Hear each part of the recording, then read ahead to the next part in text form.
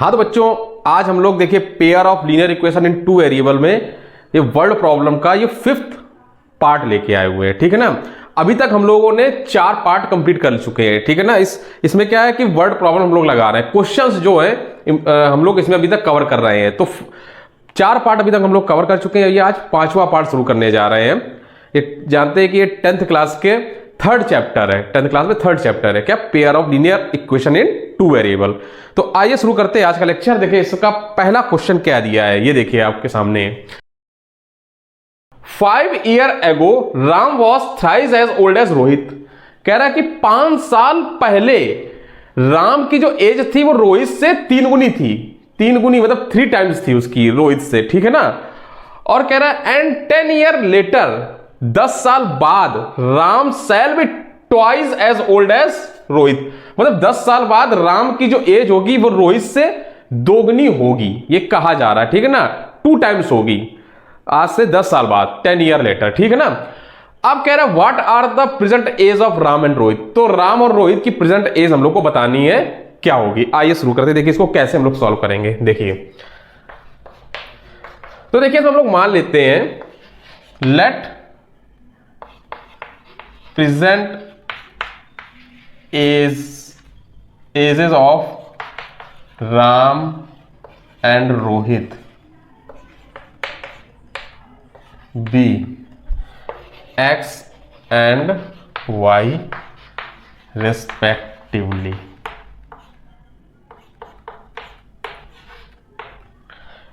मान लिया हम लोगों ने कि जो प्रेजेंट एज है राम और रोहित की क्या है, वो x और y। राम की x हो गई और रोहित की y ईयर्स। ठीक है ना। ये हम लोगों ने मान लिया, ईयर्स लिख लेना। ठीक है। अब देखिए इसमें क्या है, इसमें देखिए इससे क्या होगा कि जो राम, अब इससे क्या होगा,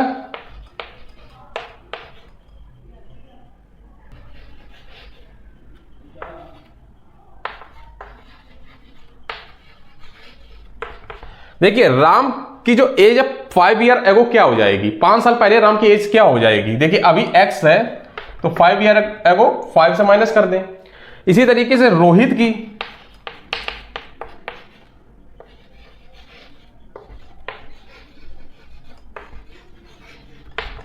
क्या हो जाएगी, अभी y है तो 5 years एगो में 5 माइनस कर दीजिए। ठीक है ना। अब देखिए तो 5 years एगो हो गई। अब 10 years लेटर की बात कर लेते तो राम की जो एज होगी 10 years लेटर में क्या होगी, बाद में 10 साल बाद क्या होगी, x, अभी x है तो 10 साल बाद x + 10 हो जाएगी। इसी तरीके से रोहित की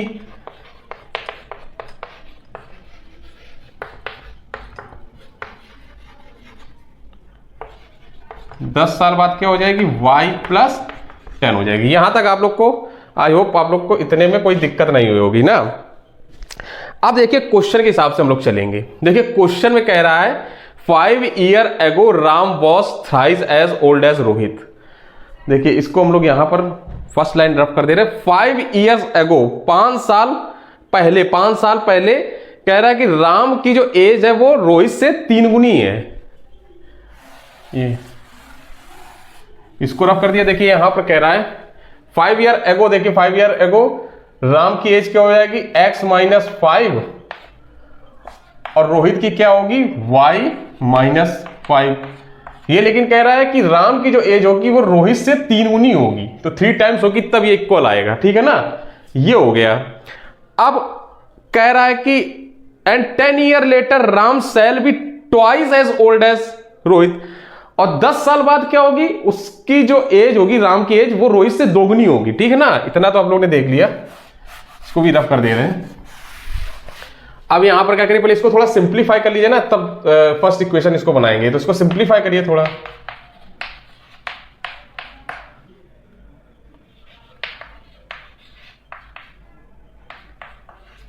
ये इक्वेशन फर्स्ट मान लीजिए। ठीक है ना। अब सेकंड इक्वेशन देखिए, इसको रखो। सेकंड इक्वेशन क्या कह रहा है, राम की जो एज होगी 10 साल बाद, 10 साल बाद ये होगी ना, और रोहित की क्या होगी 10 साल बाद, ये हो जाएगी। और राम की एज रोहित से 2 गुनी 2 टाइम्स हो जाएगी, तो ये बन जाएगा सेकंड इक्वेशन में। ठीक है ना। तो इसको भी सिंप्लीफाई कर लीजिए थोड़ा।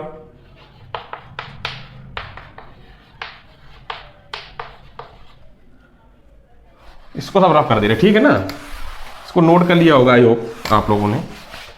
तो यहां से आ जाएगा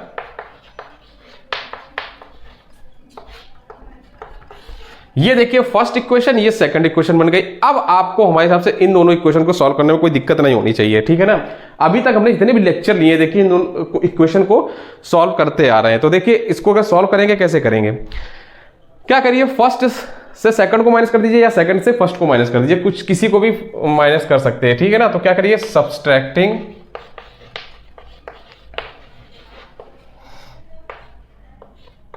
इक्वेशन फर्स्ट फ्रॉम सेकंड, ठीक है ना। फर्स्ट को माइनस कर रहे हैं सेकंड से, तो देखिए x से x माइनस हो जाएगा, ये कैंसिल आउट हो जाएगा पूरा। अब -2x से -3y को करेंगे सब्ट्रैक्ट, तो क्या आ जाएगा, सिर्फ y आएगा, ठीक है ना। और इधर से क्या आ जाएगा, 10, इस जगह से 20 आ जाएगा, तो y की वैल्यू जो आ गई वो 20 आ गई। अब क्या करिए, y की वैल्यू को किसी भी इक्वेशन फर्स्ट या इक्वेशन सेकंड में रख दीजिए, तो x आ जाएगा। तो देखिए हम लोग इक्वेशन फर्स्ट में अगर y रख देते हैं तो क्या हो जाएगा,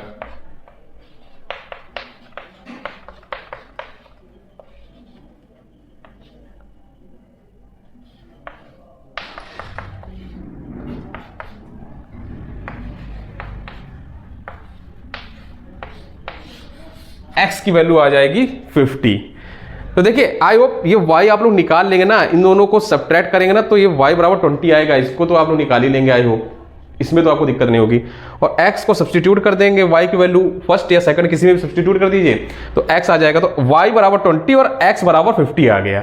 तो देखिए हम लोग ने x की जो x किसकी एज मानी थी, राम की मानी थी ना, तो यहां से हम लोग लिख सकते हैं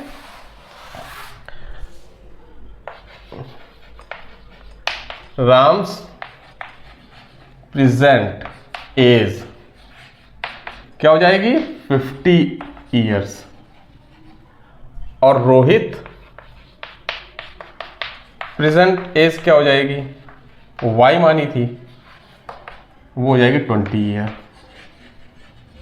तो आई होप आप लोग को समझ में आ गया होगा किस तरीके से इस क्वेश्चन को सॉल्व करेंगे। इसमें हमको नहीं लग रहा आपको कोई दिक्कत हुई होगी, ठीक है ना। अगर कुछ दिक्कत हो रही है तो इसको दोबारा इसको रिवर्स करिएगा, फिर से देखिएगा, आप लोग जरूर समझ में आएगा, आप लोग को समझ में आ जाएगा, ठीक है ना। तो आइए हम लोग अपने अगले क्वेश्चन की तरफ बढ़ते हैं, आइए देखते हैं।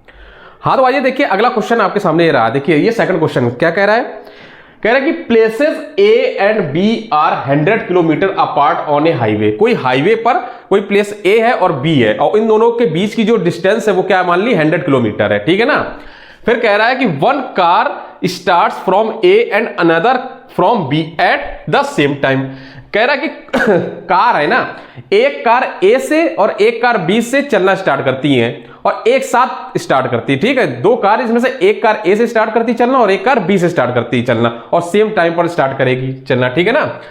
अब कह रहा है if the car travel in the same direction, अगर जो कार है वो सेम डायरेक्शन पर चल रही है, मतलब दोनों कारें जैसे अगर ऐसे चल रही हैं, मतलब अगर एक कार इधर जा रही तो दूसरी कार भी इधर ही जाएगी ना, एक कार अगर इधर जा रही तो दूसरी कार भी इधर जाएगी। तो जब सेम डायरेक्शन में अगर चल रही हैं कारें, सेम डायरेक्शन में चल रही हैं, तो कह रहे हैं और उनकी जो स्पीड होगी वो डिफरेंट होगी, दोनों कारों की स्पीड डिफरेंट होगी, ठीक है। दे मीट इन 5 आवर्स, दोनों 5 आवर्स पर 5 घंटे बाद मिल जाएंगी, कहीं एक कोई पॉइंट होगा वहां पर मिल जाएंगी।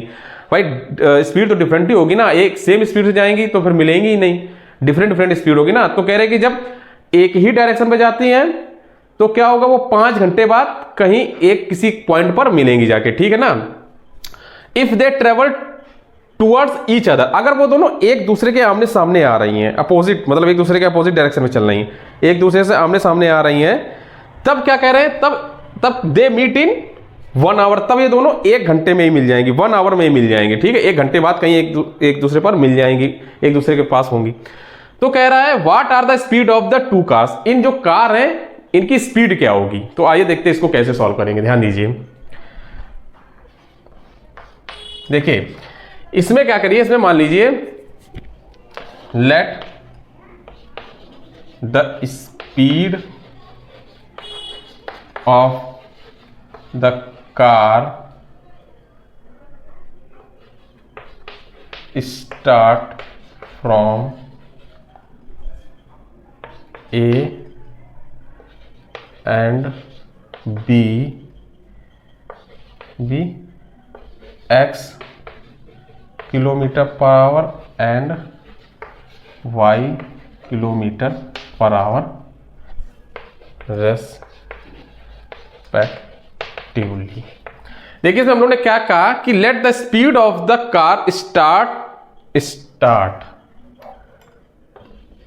From A and B X kilometre per hour and Y kilometre per hour respectively. मतलब जो कार ए से स्टार्ट हो रही है उसकी speed x kilometre per our मान ली, और जो कार बी से स्टार्ट हो रही है, जो बी से चल रही है, उसकी मान ली y किलोमीटर पर आवर। ठीक है, ये हम लोगों ने मान ली स्पीड।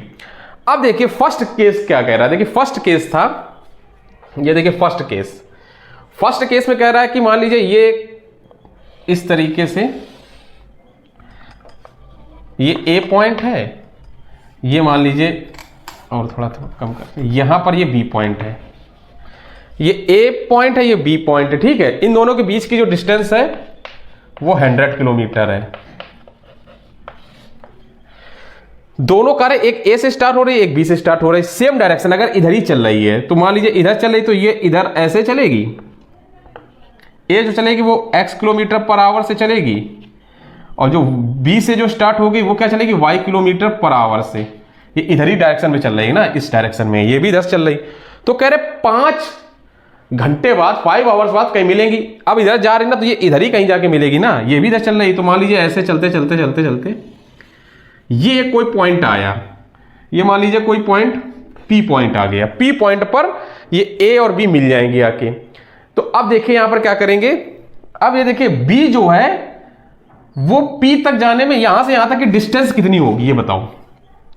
जो कार B से स्टार्ट होगी वो यहां तक पहुंचने में यहां से कितनी डिस्टेंस चली उसने। तो देखिए इसको यहां से यहां तक 5 आवर लग रहा है ना, 5 घंटे, और इसकी speed y kilometre per our है।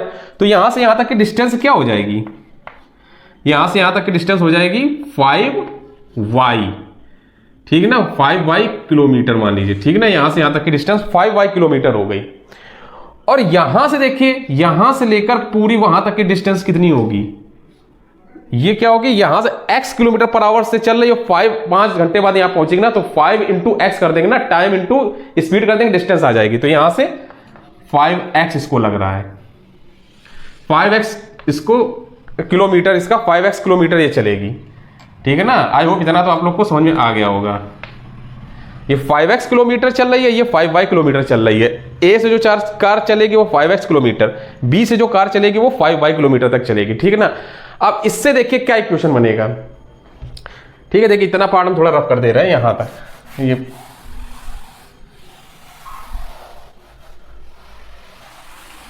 पहला केस जो था वहां तक का रफ कर दे रहे। तो देखिए यहां से बनेगा कि देखिए ये डिस्टेंस 5 किलोमीटर है। 5 किलोमीटर में से अगर 5x किलोमीटर में से 5y किलोमीटर माइनस कर दें तो 100 आ जाएगा। इस पूरी में से इतने को माइनस करिए तो आ जाएगा 5x minus 5y is equal to 100 आ जाएगा ना, 100। और इसको और सिंप्लीफाई कर लेंगे तो x माइनस वाई बराबर आ जाएगा 20। ये फर्स्ट इक्वेशन हो जाएगी। ठीक है ना, ये फर्स्ट केस था, ये फर्स्ट केस हो गया। अब आइए सेकंड केस। ये जो फर्स्ट केस था, जब गाड़ी जो होगी वो सेम डायरेक्शन में चल रही है, जब सेम डायरेक्शन के लिए है, सेम डायरेक्शन, ये लिख दीजिएगा, जब सेम डायरेक्शन होगा, जब व्हेन कार्स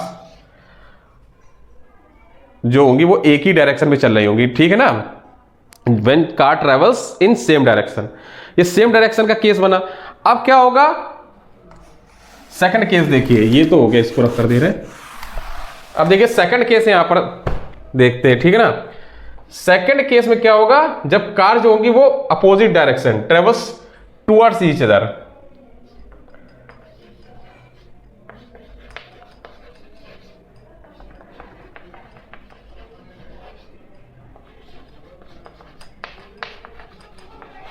जो कार होगी वो एक दूसरे के आमने सामने आ रहे होगे ना, अपोजिट डायरेक्शन में चल रही होगी, जो when car travels opposite direction. ठीक है ना, एक दूसरे के अपोजिट डायरेक्शन चलेगी।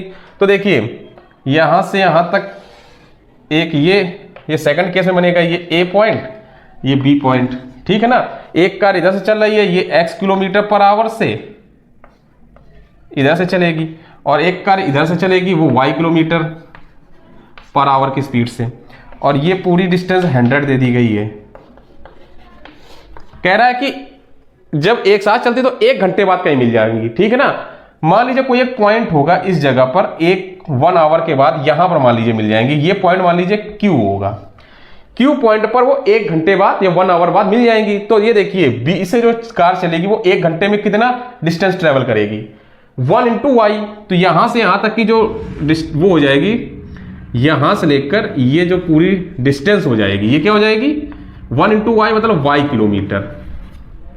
और इसको भी यहां से यहां तक की 1 ही आवर लग रहा है ना, तो ये क्या हो जाएगा यहां से यहां तक 1 × x, तो x किलोमीटर, यहां तक की डिस्टेंस x किलोमीटर हो जाएगी। ये x किलोमीटर, ये y किलोमीटर हो गई। तो देखिए ये पूरी डिस्टेंस कितनी 100, तो x + y = 100 हो जाएगा। यहां से देखिए सेकंड जो बन के आएगा, सेकंड देखिए बन के आएगा x + y = 100। ये सेकंड इक्वेशन आ गई। यहां से देखिए x किलोमीटर + y किलोमीटर, ये टोटल डिस्टेंस क्या है 100 किलोमीटर। तो लिख सकते हैं ना x + y = 100 किलोमीटर। ये x किलोमीटर कैसे आए ना, पता चल गया ना, यहां से यहां तक जाने में उसको 1 आवर लग रहा है, तो 1 आवर लग रहा है और इसकी speed x kilometre per our है। तो यहां से यहां तक की डिस्टेंस क्या होगी 1 × x किलोमीटर। इसी तरीके 1 × y किलोमीटर, ठीक है ना। इतना तो समझ गए होंगे। अब देखिए ये 2 इक्वेशन बन गई। अब इन दोनों इक्वेशन को सॉल्व करना हमारे हिसाब से अब दिक्कत नहीं होगी। इनको सॉल्व कर लीजिए, पहले दोनों को ऐड कर लीजिए, तो y कैंसिल आउट हो जाएगा। तो ऐड करने पर 2x = 120 आ जाएगा, तो यहां से x = 60 आ जाएगा, 60 किलोमीटर पर आवर x, ठीक है। अब x की वैल्यू इन दोनों में से किसी में भी रख दीजिए, यहां पर रख के देखिए क्या आएगा। अगर हम लोग सेकंड में रखेंगे तो इसमें आ जाएगा 60 + y = 100, तो y आ जाएगा 40 किलोमीटर पर आवर। x हम लोग ने क्या माना था, x माना था देखिए जो a से स्टार्ट हो रही, तो car start from a, speed of car start from a, उसकी क्या हो जाएगी 60 किलोमीटर पर आवर, और the car start from b, उसकी क्या हो जाएगी 40 किलोमीटर पर आवर, ठीक है ना। इसकी 60 किलोमीटर पर आवर, ये 40 किलोमीटर पर आवर हो जाएगी। तो दोनों कारों की स्पीड आपको पता चल गई। आई होप आप लोग को समझ में आया होगा। आइए हम लोग अपने नेक्स्ट क्वेश्चन, थर्ड क्वेश्चन की तरफ बढ़ते हैं। हाँ, तो आइए देखिए अगला क्वेश्चन क्या कह रहा है। ये थर्ड क्वेश्चन है। इसमें कह रहा है कि a man row downstream 20 kilometre in 2 hours and upstream 4 kilometre in 2 hours. Find the speed of rowing in still water and the speed of the current. देखिए क्वेश्चन में ये कह रहा है कि एक आदमी है, एक मैन है, वो अपना जो नाव है या बोट है जो भी है, उसको क्या कह रहा है कि जब वो डाउन स्ट्रीम जाता है, मतलब जो धारा जो है, जो पानी का बहाव है उसी की तरफ, उसी की ओर जब जाता है, डाउन स्ट्रीम का मतलब ये होता है, ठीक है। जब धारा की तरफ जाता है तब वो 20 किलोमीटर की जो डिस्टेंस है वो 2 घंटे में कवर करता है। और जब वो जो आदमी है वो धारा के विपरीत दिशा, अप स्ट्रीम, मतलब जिस तरफ धारा बह रही, जिस तरफ पानी का बहाव है, जिस तरफ करंट का बहाव है, उसके विपरीत दिशा में अगर नाव अपनी चलाता, बोट चलाता है, तो वो 4 किलोमीटर की डिस्टेंस 2 आवर में कवर करता है, ठीक है। Find the speed of rowing in still water, मतलब कह रहा है कि अगर पानी का बहाव एकदम शांत हो, मतलब उसमें कोई बहाव ना हो, एकदम शांत हो, कुछ भी अगर पानी एकदम स्थिर हो, स्टिल हो, मतलब रुका हुआ हो, तब बताइए उस नाव या उस बोट का जो बोट है उसकी जो स्पीड क्या होगी, ठीक है ना। जो रोइंग कर रहा है ना, उसकी स्पीड क्या होगी। और साथ में कह रहा है द स्पीड ऑफ करंट, और उस बहाव की भी स्पीड बताइए, पानी के बहाव का, ठीक है ना, उस पानी के करंट का स्पीड बताइए वो क्या होगी। तो देखिए इसमें कुछ चीजें हैं, जैसे डाउन स्ट्रीम, अप स्ट्रीम। जैसे एक ये नदी है या कोई कुछ वाटर बॉडी है, इस तरीके से है, ठीक है ना, ये इस तरीके से है। तो इसमें इसे एक नाव है, ये बोट है, जैसे कोई बोट है ना, तो बोट है ये। अब इसमें क्या कोई आदमी बैठा है, वो अगर देखिए एक पानी का जो बहाव है, ये मान लीजिए इधर की ओर जा रहा है, पानी जो है वो ऐसे बह रहा है, इस तरीके से पानी की जो डायरेक्शन है बहने की ये है, इधर साइड में करंट, जो पानी का बहाव इधर जा रहा है। अगर जो बोट है, ये जो बोट है वो इस पानी के बहाव के साथ भी जा रही है, बोट भी इधर ही की ओर जा रही है। तो हम लोग क्या कहेंगे, जैसे अगर ये पानी का बहाव है और इधर ही साइड में बोट भी जा रही है, ठीक है ना, तो क्या कहेंगे, ये हो जाएगी डाउन स्ट्रीम, इसको कहते हैं डाउन स्ट्रीम,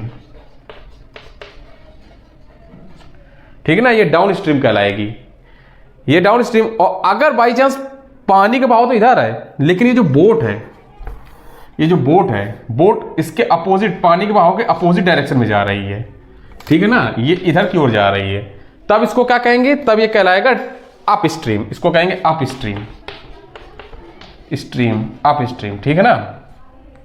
आई होप आप समझ गए होंगे कि डाउन स्ट्रीम और अप स्ट्रीम क्या हो गई। तो अब आइए इस क्वेश्चन को देखिए सॉल्व करते हैं। अब इस क्वेश्चन में कुछ नहीं है, मान लीजिए, देखिए इसमें हम लोग मानते हैं let the speed of rowing, let the speed of rowing in still water p x kilometre per hour and the speed of the current भी y किलोमीटर पर आवर।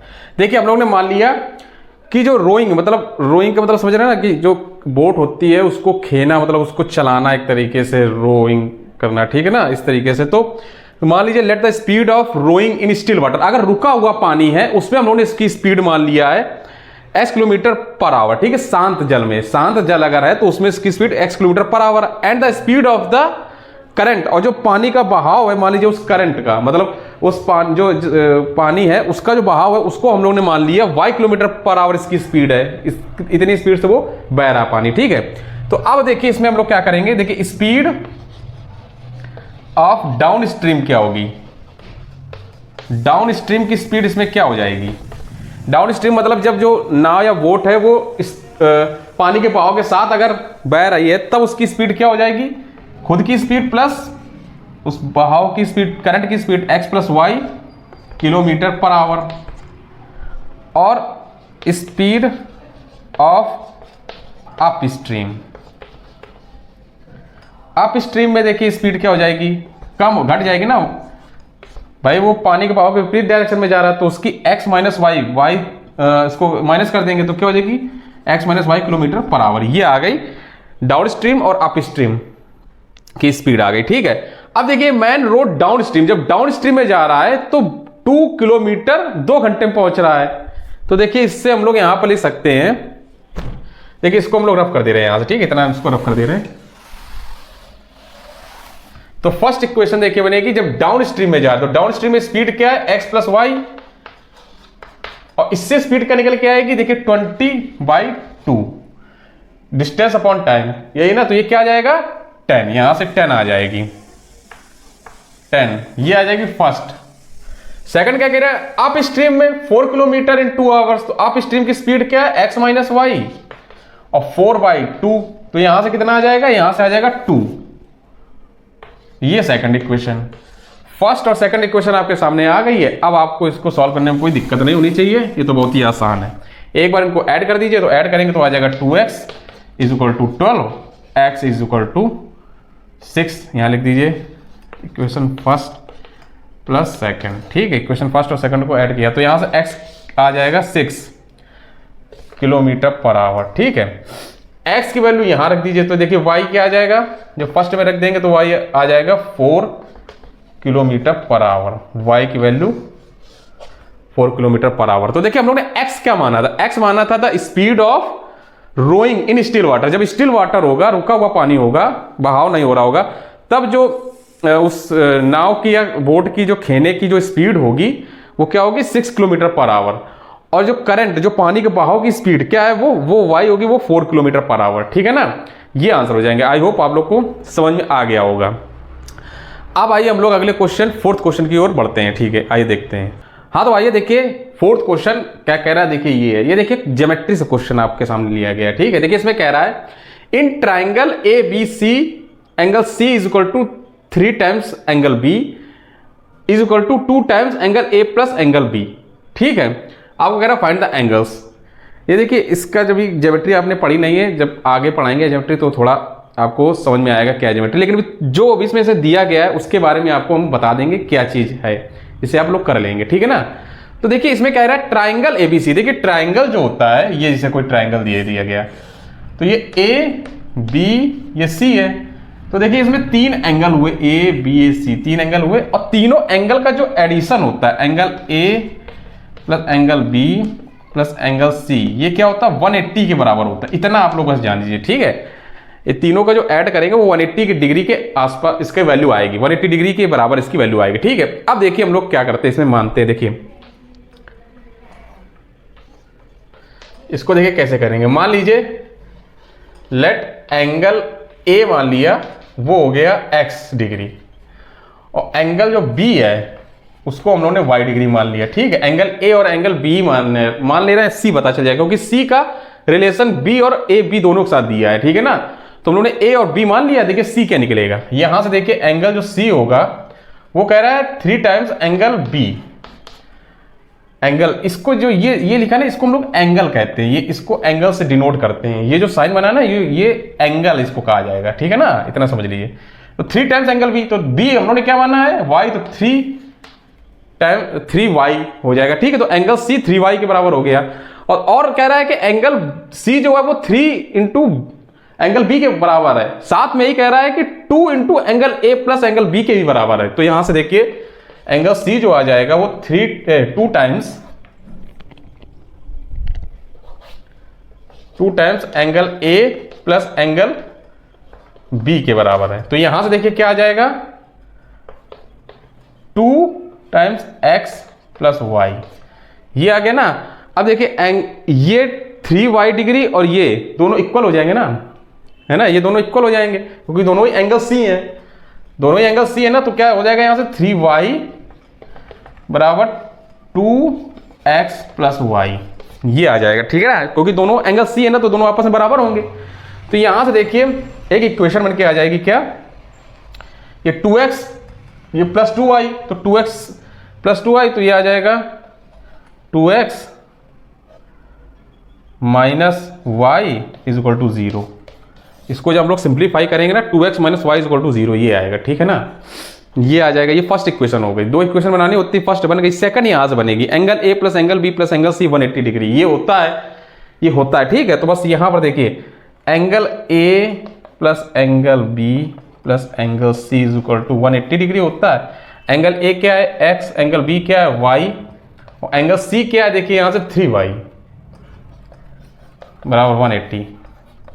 अब यहां से आ जाएगा सेकंड इक्वेशन, देखिए यहां से आ जाएगी x plus 4y is equal to 180, ये आ जाएगी इक्वेशन सेकंड। ये इक्वेशन फर्स्ट, ये इक्वेशन सेकंड। अब इसको सॉल्व करने में आपको कोई दिक्कत नहीं होनी चाहिए। आइए इसको देख के हम लोग सॉल्व करेंगे। तो इसके लिए क्या करें, यहां से हम लोग इसको रफ कर दे रहे हैं, ठीक है। अब ये फर्स्ट है, ये सेकंड है, तो क्या करिए फर्स्ट इक्वेशन फर्स्ट में मल्टीप्लाई कर दीजिए कितने का, 4 का, और उसके बाद क्या करिए प्लस कर दीजिए इक्वेशन सेकंड। इक्वेशन फर्स्ट में 4 का मल्टीप्लाई करके इक्वेशन सेकंड से ऐड कर दीजिए। जब 4 का मल्टीप्लाई करेंगे तो कितना आ जाएगा 8x minus 4y is equal to 0, और ये क्या है second x plus 4y is equal to 180। अब इसको जब ऐड करेंगे तो देखिए क्या आएगा 9x, ये कैंसिल आउट हो जाएगा, 9x इज इक्वल टू 180। अब इसको देखिए यहां से रफ कर दे रहे हैं,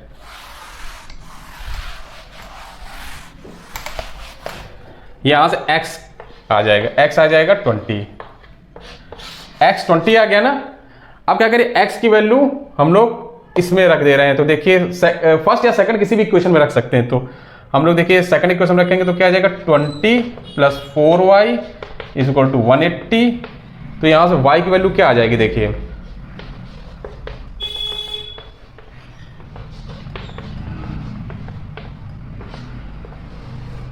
40, y की वैल्यू 40 डिग्री।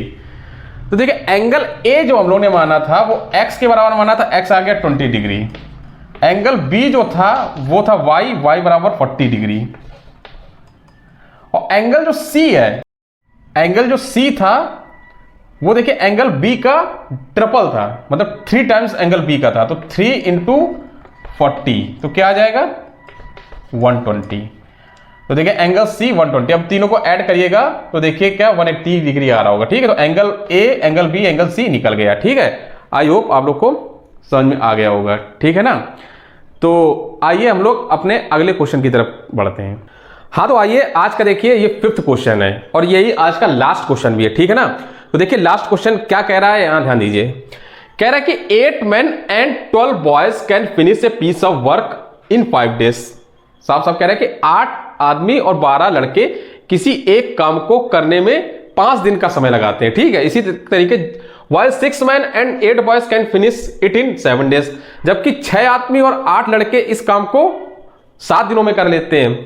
तो कह रहा find the time taken by 1 man alone and that by 1 boy alone to finish the work। तो इसमें कह रहा है कि अगर अकेला एक आदमी ही पूरा काम करे तो वो कितने दिनों में कर लेगा। इसी तरीके अगर अकेला एक लड़का ही काम करे तो वो कितने दिनों में इस काम को पूरा कर लेगा। तो आइए देखिए इसको कैसे सॉल्व करेंगे। तो देखिए मान लीजिए यहां से late 1 man alone can finish the work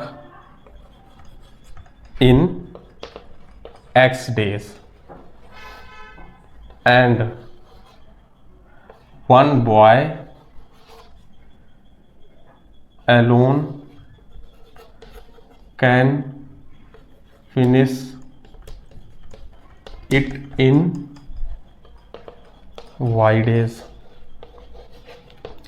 ठीक है ना, मान लिया हम लोग ने कि जो एक आदमी है वो अकेला इसको x दिनों में कंप्लीट कर लेगा इस काम को, और जो एक लड़का अकेला इसको y दिनों में कंप्लीट कर लेगा। ठीक है, तो इससे देखिए अब हम लोग क्या करेंगे।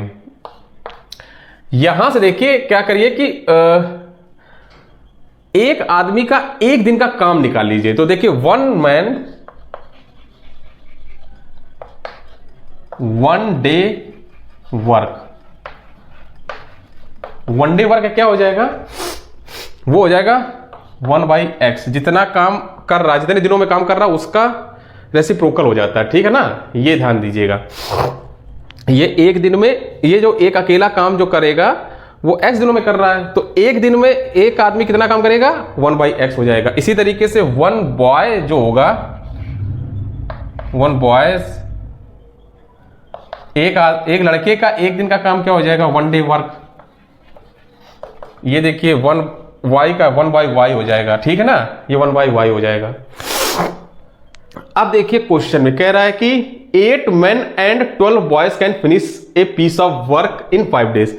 8 आदमी और 12 लड़के इस काम को 5 दिनों में कंप्लीट कर रहे हैं।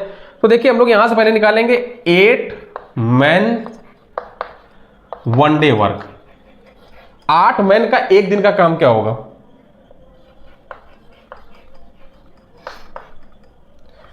एक मैन का एक दिन का काम 1/x है, तो 8 मैंस का एक दिन का काम क्या हो जाएगा 8/x हो जाएगा। ठीक है, इसी तरीके से 1 बॉयज का एक दिन का काम 1/y है, तो कितना है 12 बॉयज का 1 day वर्क क्या हो जाएगा, ये 1/y था तो ये हो जाएगा 8/y। आई होप यहां तक आपको समझ में आ गया होगा। ठीक है ना, 8 आदमियों का एक दिन का काम और 12 लड़कों का एक दिन का काम इतना निकल आया। अब देखिए यहां कह रहा क्वेश्चन में कि 8 आदमी और 12 लड़के किसी काम को 5 दिनों में कंप्लीट कर रहे हैं ना। 8 आदमी और 12 लड़के मिलके इस काम को 5 दिनों में कंप्लीट कर रहे हैं, तो 8 आदमी और 12 लड़के एक दिन में कितना काम करेंगे, एक दिन में कितना काम करेंगे।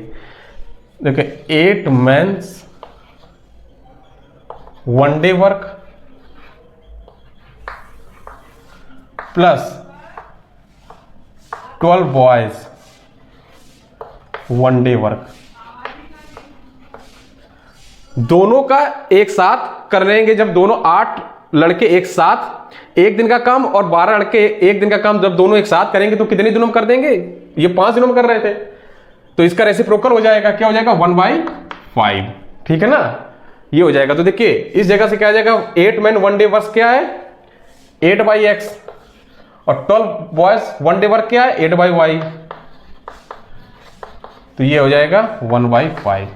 तो इसको मान लीजिए इक्वेशन फर्स्ट, ठीक है ना, ये इक्वेशन फर्स्ट हो जाएगी। यहां से इक्वेशन फर्स्ट आ गई। आई होप आप लोगों को समझ में आ गया होगा। अब देखिए सेकंड कह रहा है while 6 man and 8 boys can finish it in 7 days. Same इसी तरीके से इसको भी इक्वेशन बनाएंगे।